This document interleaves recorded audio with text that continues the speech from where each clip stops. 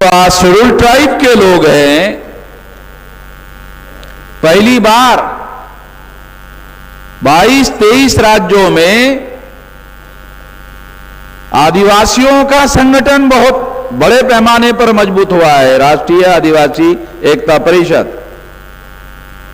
ये भी आदिवासियों के आंदोलनों के इतिहास में ये भी एक बहुत बड़ा अचीवमेंट है, ये बहुत बड़ी बात है। और इस बहुत बड़ी बात को हम लोगों को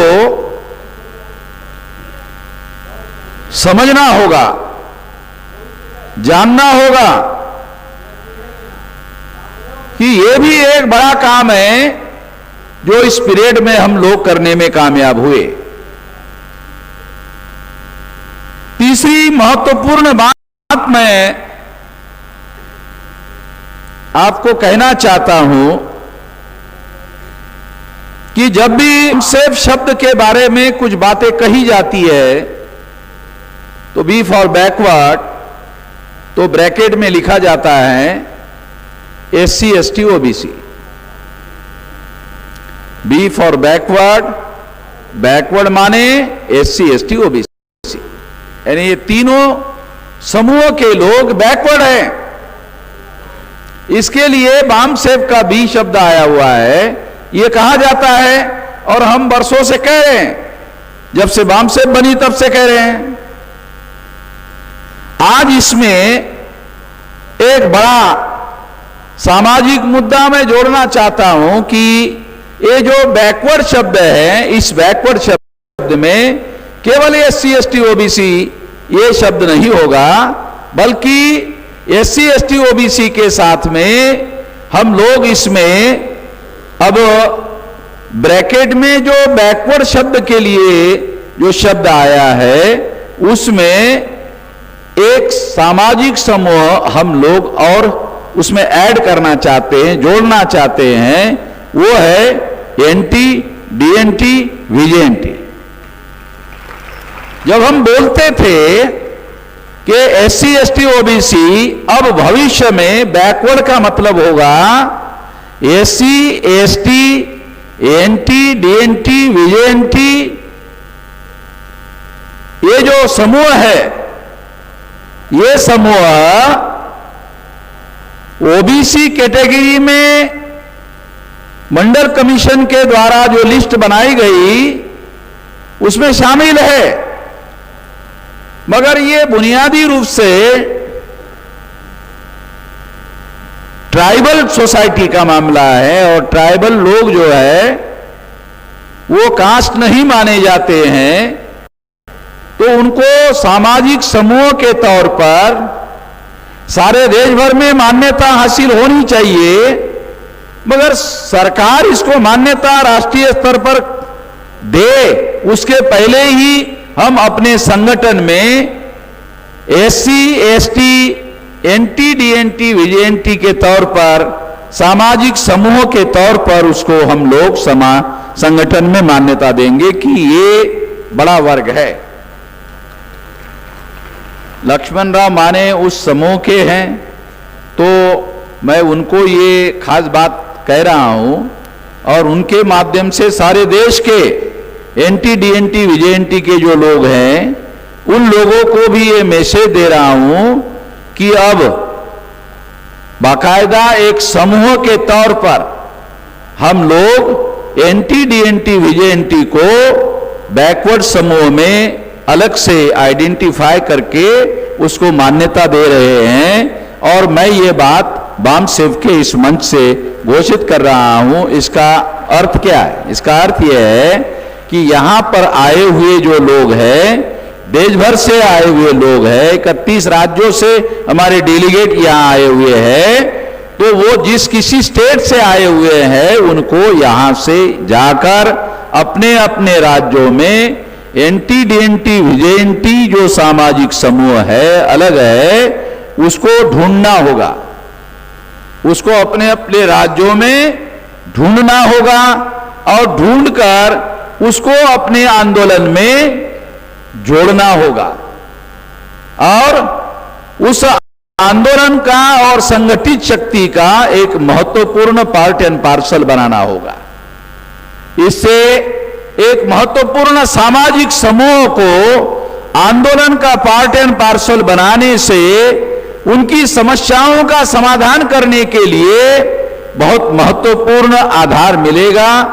और दूसरा मुद्दा यह है कि उनके मुद्दों को हम लोग आने वाले समय में केवल उनके सामाजिक समूहों को ही नहीं, बल्कि उनके जो प्रश्न हैं, समस्याएं हैं, उनको प्रोमिनेंटली टेकअप करेंगे और राष्ट्रीय स्तर पर उन समस्याओं के लिए आंदोलन करने का भी काम करेंगे। उन मुद्दों को हम लोग उसमें शामिल करके आंदोलन करने का भी काम करेंगे। ये इसका मीनिंग है, इस बात को ध्यान में रखकर, क्योंकि ये तकनीकी नहीं है। मैं इन लोगों को, सामाजिक समूहों को केवल तकनीकी रूप से इसको शामिल नहीं करना चाहता, बल्कि उनको इस बात के लिए शामिल कर रहा हूं कि उनकी समस्याओं को अब आने वाले समय में हम प्रोमिनेंटली महत्वपूर्ण मानेंगे और मानकर उनकी समस्याओं के लिए आंदोलन करेंगे ताकि समस्याओं का समाधान किया जा सके।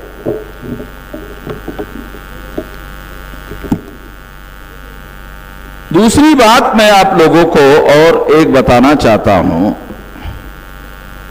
कि हमारे माने साहब ने ये कहा, उससे कुछ लोग जो है जो हमारे समाज के समूह के बाहर है, देश में ही रहते हैं, मगर उन्होंने एक स्टेटमेंट दिया है, वो है कि ब्राह्मण अगर हम ऐसा करते रहेंगे तो दवा बनाने के लिए भी भारत में नहीं बचेगा, ऐसा हमारे माने साहब ने कहा है। तो इससे कुछ लोग ऐसा मीनिंग निकाल सकते हैं कि ये लोग उसको खत्म करने वाले हैं क्या, मारने वाले हैं क्या, यानी पूरी तरह से खत्म कर देंगे तभी तो नहीं बचेगा, ऐसा एक मैसेज जो है इसकी वजह से, क्योंकि ये लाइव टेलीकास्ट हो रहा है सारे देश भर में, सारे सोशल मीडिया में जा रहा है, तो ऐसा माने साहब ने कहा है। माने साहब के पास बहुत बड़ी फौज है, ऐसा शायद वो कर सकते हैं, मगर मामसेब की ये भूमिका नहीं है कि ब्राह्मणों को खत्म कर दिया जाए, ऐसी हमारी कोई भूमिका, हमारा कोई स्टैंड नहीं है कि ब्राह्मणों को खत्म कर दिया जाए ताकि वो दवा के लिए भी नहीं बचेगा, ऐसी कोई हमारी भूमिका नहीं है। हमारी भूमिका ये है कि वो इंसान के पुत्र बनकर रहे, इंसान के पुत्र बनकर ब्राह्मण जो है वो रह सकते हैं, हमें कोई ऑब्जेक्शन नहीं है। इंसान के पुत्र बनकर रहने का मतलब क्या है कि वो सारे इंसानों को बराबर माने, वो मानते नहीं है। अभी भागवत ने बयान दिया है, वो हमने रट्टा मारा ना नागपुर में, उसके बाद में वो आजकल इस तरह के बयान दे रहा है, भागवत के ऐसे आजकल बयान आ रहे हैं। तो वो बयानों से हमारे लोग मुझे टेलीफोन करते हैं और कहते हैं कि मेश्राम जी वो भागवत ने हमारे आंदोलन के बाद ऐसा बयान दिया, तो मैंने कहा इससे खुश होने की जरूरत नहीं है, अभी मामला पूरा हल नहीं हुआ है। अगर इससे खुश हो जाओगे तो आपका आंदोलन जो है कमजोर हो जाएगा। वो कमजोर करने के लिए शायद इस तरह की बातें कर रहे हैं, हमें सतर्क रहना चाहिए, इससे सतर्क रहना चाहिए, इससे खुश होने की बात नहीं है। ये जड़ समेत इस समस्या का हम लोगों को समाधान करना होगा और इसके लिए हमारी संगठित शक्ति और संगठित आंदोलन ये उपाय हो सकता है, दूसरा उपाय नहीं है। केवल बयानबाजी करने से ऐसा नहीं है। जब मंडल कमीशन का आंदोलन चला था तो बाला साहब देवव्रत जो है वो इसके सरसंघ चालक थे, तो उन्होंने भी ऐसे बयान दिया था, मगर हुआ कुछ नहीं। तो वो आंदोलन कमजोर करने के लिए इस तरह से बयान देते हैं, इस बात को थोड़ा सा हम लोगों को ध्यान देना होगा। दूसरी बात मैं आप लोगों को कहना चाहता हूं, उसको भी बहुत ज़्यादा समझना जानना बहुत ज़्यादा ज़रूरी है। निराश होने की कोई आवश्यकता नहीं है, हम लोगों को निराश होने जैसी कोई बात नहीं है, बल्कि हम लोगों को जब यहाँ मैं लोगों को बुलाता हूँ और जब वो सारी व्यवस्था देखते हैं तो बहुत सारे लोग आकर मुझे कहते हैं कि इतना सारा तो हम जिंदगी में पहली बार देख रहे हैं, इतना सारा हम लोग कर सकते हैं, इस पर हमारा यकीन नहीं है। अरे जो आपने करके दिखाया यहाँ, वो हम लोग ऐसा दिमाग में सोच ही नहीं सकते, ऐसा यहाँ हम लोग देखते हैं अपनी आंखों से। तो अपने से लोगों की उम्मीदें और बढ़ती है। तो ये इतना बड़ा आंदोलन जो है सारे देश भर में ये खड़ा हुआ है। तो आने वाले समय में हम लोगों को अब ज्यादा से ज्यादा आशावादी होने की जरूरत है और ज्यादा से ज्यादा सफलता के दिशा में आगे बढ़ने के लिए हम लोगों को कुछ और काम भी करने की जरूरत है। इसके अलावा एक और बात भी मैं आप लोगों को बताना चाहता हूं कि बामसेफ के इस प्रयास से, बामसेफ ने जो सारे देश भर में, क्योंकि 13 स्टेट में 140 जिलों में काशीराम जी के द्वारा संगठन का नेटवर्क फैलाया गया और हम लोग जो है 2025 तक 31 राज्यों में 674 जिलों में पहुंच जाएंगे और ये 4000 से ज्यादा तहसीलों में पहुंच जाएंगे। तो ये बहुत बड़ा हो जाएगा, बहुत विशाल हो जाएगा और 2030 तक तो ये 6 लाख गांवों तक फैल जाएगा। इस पर हम लोग काम कर रहे हैं। पहले मैं बामसेफ के नेटवर्क को फैलाने के काम में लगा रहता था रात दिन।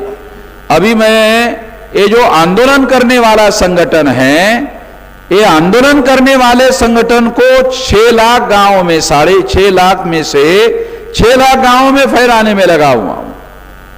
तो जैसे मैंने आपको कहा, तो हम लोग शेड्यूल कास्ट को, most backward schedule caste, extreme backward schedule caste, schedule tribe, most backward schedule tribe, मैंने जंगलों में रहने वाले आदिवासी और गांव, कस्बों और शहरों में रहने वाले आदिवासी, तो उन लोगों तक हमारी आवाज पहुंची। उसके बाद नॉमिडिक ट्राइब, जिसे अब हम NTDNT विजेएनटी के तौर पर इस बामसेफ के संगठनात्मक ढांचे में शामिल कर रहे हैं। इसके अलावा MBC में भी हम सारे देश भर में नेटवर्क करने में कामयाब हो गए हैं और MBC के लोगों को भी लगता है कि हमारी समस्याओं का समाधान करने के लिए भी बामसेफ प्रयासरत है और ये भी एक बड़ा अचीवमेंट है और वो संगठन भी देश भर में फैल रहा है। दूसरा वो है OBC का। तो OBC के अंदर एक बहुत बड़ा नेटवर्क जो है देश भर में फैल रहा है।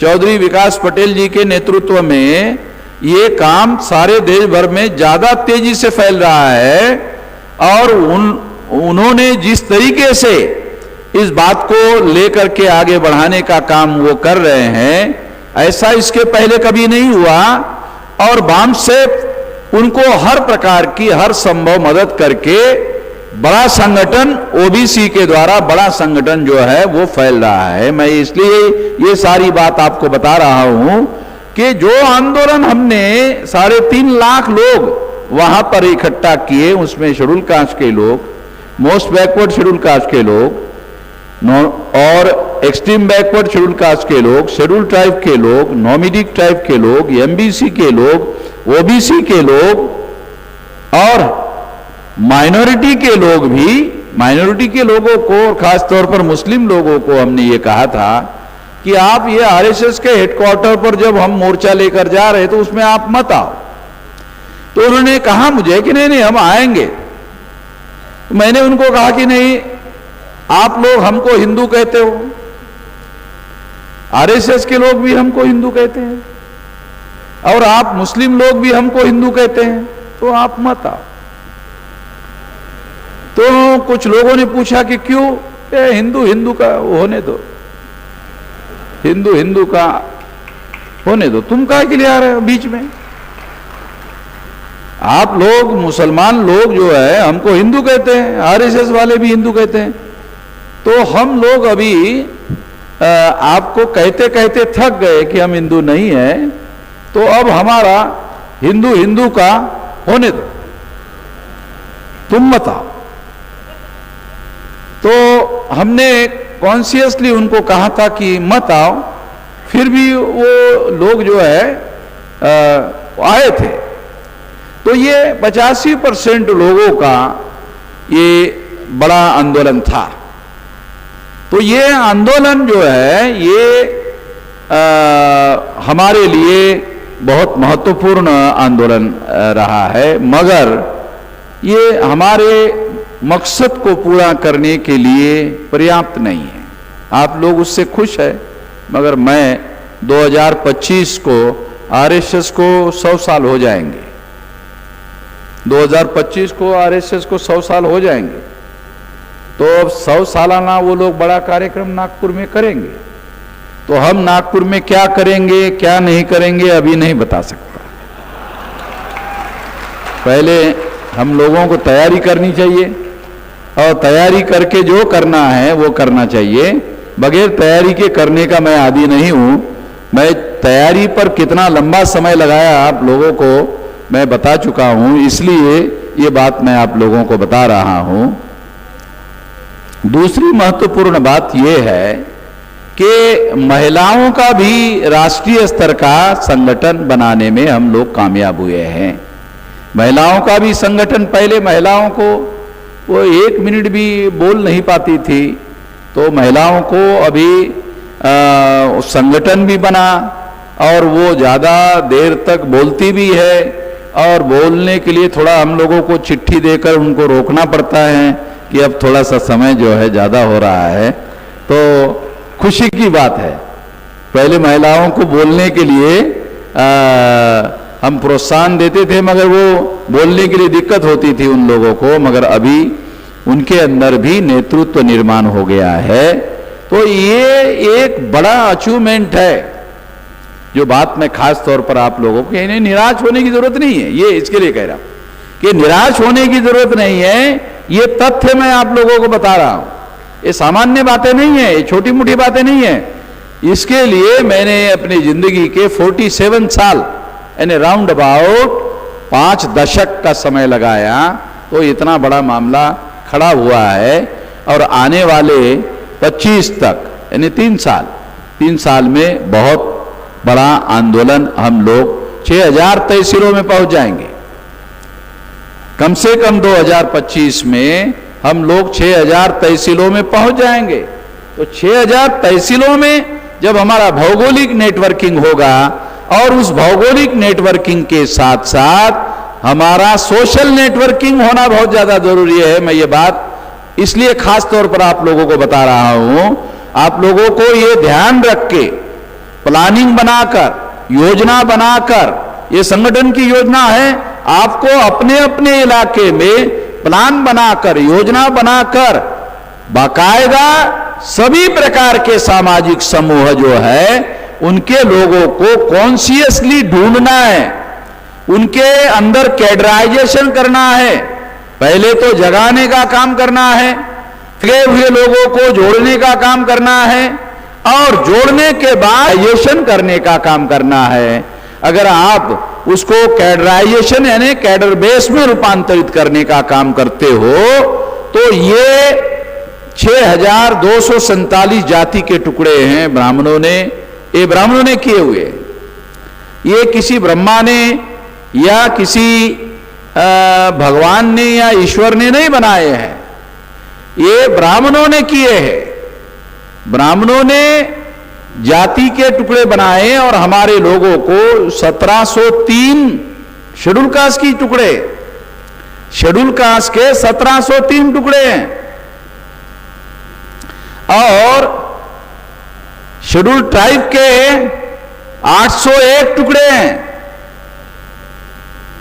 और नॉमिडिक ट्राइब के मुझे ऐसा लगता है कि ये 200 से कम नहीं होंगे। माने साहब 200 से कम नहीं होंगे, 200 के लगभग होंगे। ये अंग्रेजों के समय में लगभग ये 200 जातियों को उन्होंने आइडेंटिफाई किया था ऑल इंडिया में। तो ये लगभग 200 के लगभग जो है ये नॉमिडिक टाइप के लोग हैं, और इन नॉमिडिक टाइप के लोगों को भी हम लोग जोड़ रहे हैं। अभी